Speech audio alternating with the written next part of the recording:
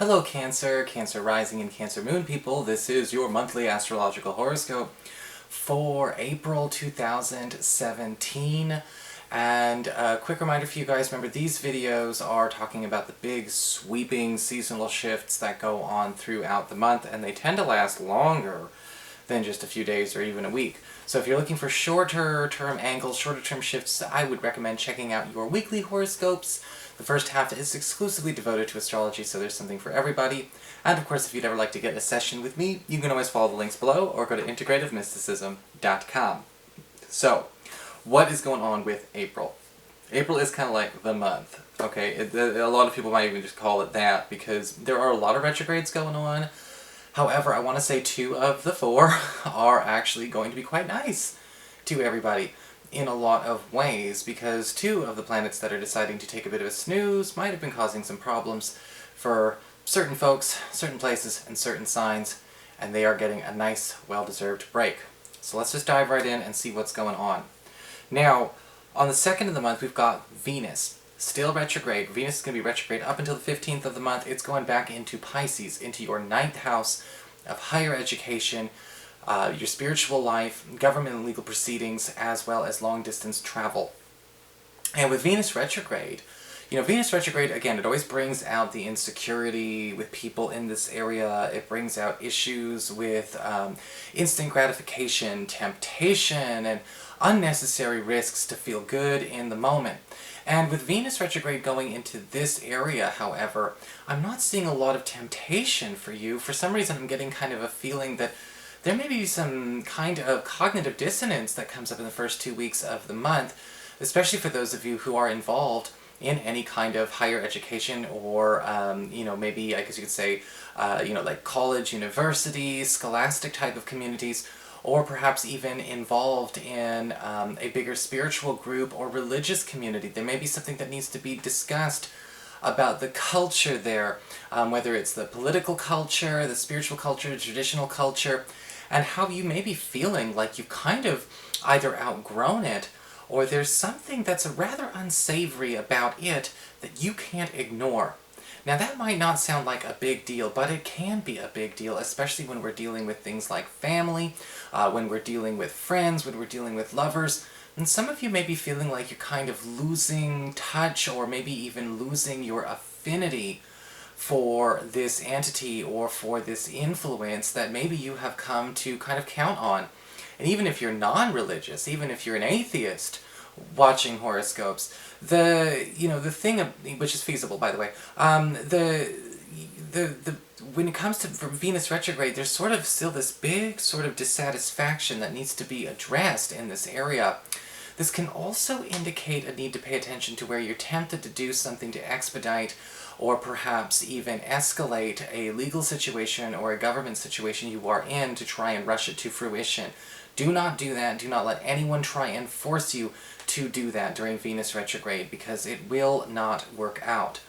After the 15th of the month, when Venus goes direct, you're going to be noticing that things are starting to be a little bit easier to deal with. People are much more agreeable, and people are much more willing to take your side and show you favor in these affairs. So there's no reason to fall into the Venus retrograde trap of trying to just do something because we're feeling antsy. Alright?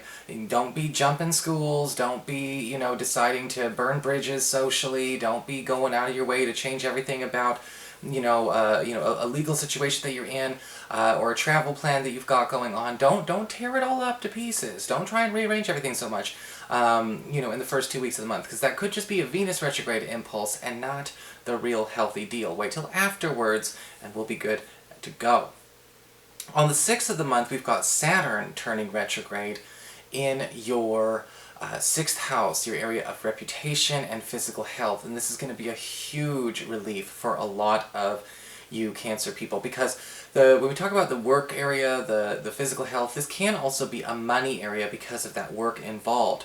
And Saturn going through your 6th house is kind of putting a bit of a stifle on reputational growth, professional growth, and any kind of progress you're trying to make when it comes to dealing with any kind of health concerns. However, luckily for the next few months, we've got Saturn giving you a recess. Now, Saturn's just simply trying to do his job, to try and perfect something.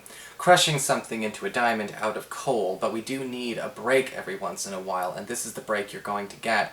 If you've been trying really hard to change something about your professional reputation, your social reputation, or you're again trying to get a health situation under control, this could be absolutely necessary and good for you. The other nice thing about this is if you felt bound or restricted to a certain profession or to a certain line of duty or to a certain set of rules or a certain set of clients or a certain set of projects, and you're sick and tired of having a cookie cutter kind of situation go on with your work, we're finally being able to diversify and break free after the 6th, which is, again, never bad news to give. On the 9th of the month, we've got Mercury turning retrograde in Taurus, where it's in your 11th house of friendships and social networking. Interestingly enough, Mercury retrograde in the 11th house is one of the best places you can have it. There are only 3 places in a person's astrology chart where Mercury retrograde actually turns into a good thing. And so, accept the cognitive dissonance, it's happening to you in a good way. Now, with Mercury retrograde in the 11th house, you know, pretty much for the duration of the month, the 9th through the 30th, a lot of you may be finding yourself reuniting with old contacts, old friends, old classmates. There's going to be a lot of people from your past, a lot of nostalgia. If you've been feeling like maybe we've drifted apart from a lot of people, we've kind of slipped away from people that we've seen as close to, old cliques, old crews, sort of the roots of our social identity. Mercury retrograde is going to be trying to bring those people back throughout the latter half of this month. Actually, the latter 3/4 of the month. The vast majority. On the 11th, we've got a full moon occurring in Libra in your 4th house of home and family. And this may be a time where a lot of you Cancer people are thinking about considering a move. This could actually be great for those of you who are house hunting, those of you who are trying to maybe kind of get out of a neighborhood that you're in. With the full moon here, we're kind of closing an arrangement or closing something that we want to be done with, which is really nice. However, with this full moon, while it's doing great for the house hunters, and the home buyers, the home sellers, and all of those kinds of things, anything where you're trying to gussy up or shift in the home as a structure, beautiful. It may be bringing some tension around the family area, in particular around blood relatives in your natal family. So we're not talking so much about in-laws, but we're talking about mother, father, brother, sister, possibly even your children. It doesn't have to be the end of the world. Luckily, this full moon's energies will peak around the 11th, but in the week or so following, it's going to be, you know, a bit of a tense time. Try not to bring up anything too sensitive because people are going to be more prone to blowing up. However, with the full moon here, if you're trying to clear space, get started on your spring cleaning, or possibly even get rid of some kind of influence you don't want to have around your home, whether it's a service that's provided to your home, or maybe even a tenant or somebody that you don't want living in your space anymore, or you want to get out, this full moon is exactly what you want to see. On the 15th, we've got Venus turning direct in Pisces. We already covered a lot of that in your 9th house. And this is where we have an opportunity to, again, revisit chances to change something in our academic life or our spiritual life for the better. And we may actually even be finding ourselves in better opportunities to take some pleasure trips. Yes, Mercury is currently retrograde, so, you know, maybe we just want to plan it for now, or host it for now. And Venus here can also boost the opportunity to find love as well, or possibly even reconnect with love from a foreign land or a foreign culture to you. So we're getting a little bit of a taste of what that energy could have been like in February as well, when Venus decided to go into her shadow. And that's going to be with you all the way up until the end of the month. On the 19th, we've got the Sun moving into Taurus, into your house of friendships and social networkings, where that's going to be all the way up until the 3rd week of May. And with the Sun in Taurus, well, you know what? It's all about purification, it's all about healing, it's all about mending, and it's all about getting more out of the bonding experiences that you have with friends. You're going to be strengthening your clique, strengthening your platonic support system. And with the Sun in your 11th house, it's going to be that much easier to do because, again, you're already super popular with Mercury retrograde pulling in all the old friends, and we may even be finding a new friend during this time, or a new group to join, as about a week later we've got a new moon in this area as well, sort of bringing you a brand new social life, a brand new social arena to actually flourish in. On the 20th of the month, we've got Pluto turning retrograde. Because it's a retrograde month. That's how April always goes.